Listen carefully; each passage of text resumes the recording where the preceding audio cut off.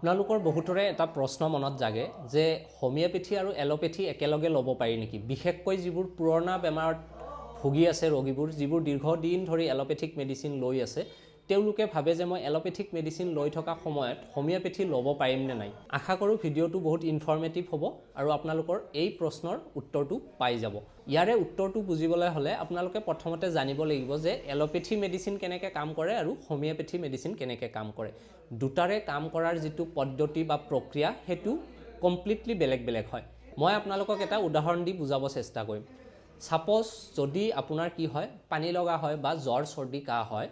হেতু ক্ষেত্ৰত কি কৰা হয়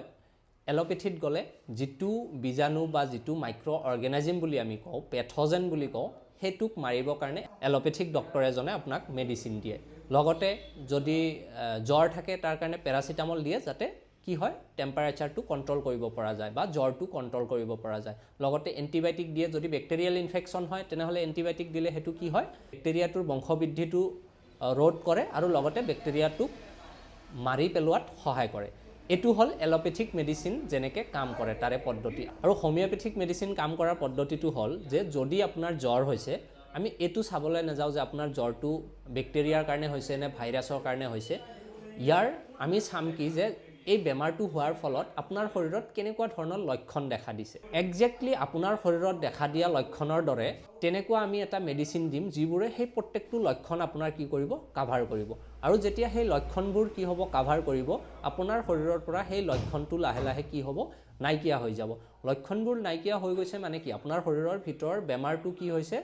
নাইকিয়া হৈ গৈছে বা যিবোৰ বীজাণু আছিল সেই বীজাণুবোৰ জিয়াই থাকিবলৈ যেনেকুৱা কন্ডিশন এটা শৰীৰৰ ভিতৰত লাগে সেই কন্ডিশনটো নাইকিয়া হৈ গৈছে যাৰ ফলত সেই বীজাণুটো শৰীৰৰ পৰা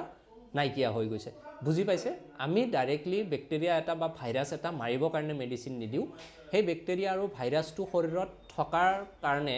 যেনেকুৱা এটা পৰিবেশ লাগে সেই পৰিবেশটো যাতে নাইকিয়া হৈ যায় তাৰ কাৰণে আমি কি কৰো বডিৰ ইমিউনিটিটোকো বঢ়াবলৈ চেষ্টা কৰো আৰু সেই কাৰণে আমি সদায় সিম্পটোমেটিক্যালি মেডিচিন দিও আপোনালোকে আৰু এটা এক্সাম্পল হলে এই কথাটো ভালকে বুজি পাব যদি ঠাণ্ডাৰ দিনত আপোনালোকে গৰম পানীৰে গা ধুৱে আৰু ঠাণ্ডা পানীৰে গা ধুৱে চাব গা ধুই উঠাৰ পিছত যদি গৰম পানীৰে গা ধুইছে তেনেহলে কি হয় গা ধুই আহাৰ পিছত কিন্তু অকমান সময়ৰ কাৰণে কি হয় আপোনাৰ শৰীৰত ঠাণ্ডাটো আৰু বেছিকে অনুভৱ হয় কাৰণটো কি আপোনাৰ বডিয়ে কি কৰে যেতিয়া আপোনালোকে বাহিৰৰ পৰা গৰম পানী ব্যৱহাৰ কৰে আপোনাৰ শৰীৰৰ যিটো বেমাৰ প্ৰতিৰোধ কৰা ক্ষমতা আছে বা যাক আমি ইমিউনিটি বুলি কওঁ আপোনাৰ শৰীৰে কি কৰে হেতু ফিল কৰিব পাৰে যে বাহিৰত গৰম বস্তু এটা টাচ হৈছে সেই কাৰণে শৰীৰটো হেতু নিউট্ৰেলাইজ কৰিবৰ কাৰণে শৰীৰটোৰ পৰা কি কৰে ঠাণ্ডাটো প্ৰডিউস কৰে আৰু যাৰ কাৰণে গৰম পানী দি গা ধুলে কি কৰো আমি অলপ দেৰিৰ পিছত কিন্তু ঠাণ্ডা অনুভৱ আৰু যদি ঠাণ্ডা পানীৰে গা ধুৱে ঠাণ্ডাৰ দিনত তেনেহলে কিন্তু গা ধুই অহাৰ পিছত আপোনালোকৰ শৰীৰত অলপ সময় পিছতে এটা গৰম গৰম যেন অনুভৱ হয় বা ঠাণ্ডাৰ পৰিমাণটো কমকে অনুভৱ হয় কাৰণ আপোনাৰ শৰীৰৰ বাহিৰত যেহেতু আকৌ ঠাণ্ডা পানী টাচ হয় আপোনাৰ শৰীৰে চেষ্টা কৰে বডিত যাতে হিট প্ৰডিউস কৰিব পাৰে যাতে সেই বস্তুটো আপোনাৰ বডিয়ে ঠিক কৰি ল'ব পাৰে ইয়াৰ মানে হল যে প্ৰত্যেকজন মানুহৰ শৰীৰত নিজৰ শৰীৰটো সুস্থ কৰি ৰাখিব পৰাকে এটা কেপাসিটি আছে আৰু সেই কাৰণে শৰীৰে চেষ্টা কৰে নিজৰ ফালৰ পৰা চেষ্টা কৰে যাক আমি ইমিউনিটি বুলি কওঁ এক্স্যাক্টলি এই প্ৰসেছটোৱে কি হয় হোমিওপ্যাথিক চিকিৎসাৰ ক্ষেত্ৰত হয় সো যদি আমি এনেকৈ চাওঁ যে এলোপ্যাথি আৰু হোমিওপ্যাথি কাম কৰাৰ পদ্ধতিটো যেহেতু একেবাৰে বেলেগ বেলেগ সেই কাৰণে যদি আপোনালোকে দীৰ্ঘদিন ধৰিও এলোপ্যাথিক মেডিচিন খাই আছে হেতু সময়তো আপোনালোকে হোমিওপ্যাথিক মেডিচিন একেলগে ল'ব পাৰে যদি দেখিছে যে হোমিওপ্যাথিক লোৱাৰ পিছত আপোনাৰ ইমপ্ৰুভমেন্ট হৈছে হেতু সময়তহে আপোনালোকে এলোপ্যাথি মেডিচিনটো লাহে লাহে কমাই আনিব পাৰে ডাইৰেক্টলি বাদ নিদিব যেহেতু আপোনালোকে এটা পুৰণা বেমাৰত ভুগি আছে ডাইৰেক্টলি আপোনালোকে এলোপ্যাথিক ট্ৰিটমেন্টটো হেতু সময়ত বাদ দিব নালাগে আশা কৰোঁ আপোনালোকৰ এই প্ৰশ্নটো উত্তৰ দিব পাৰিছো কিমানখিনি বুজাব পাৰিছো মই নিজেও ধৰিব পৰা নাই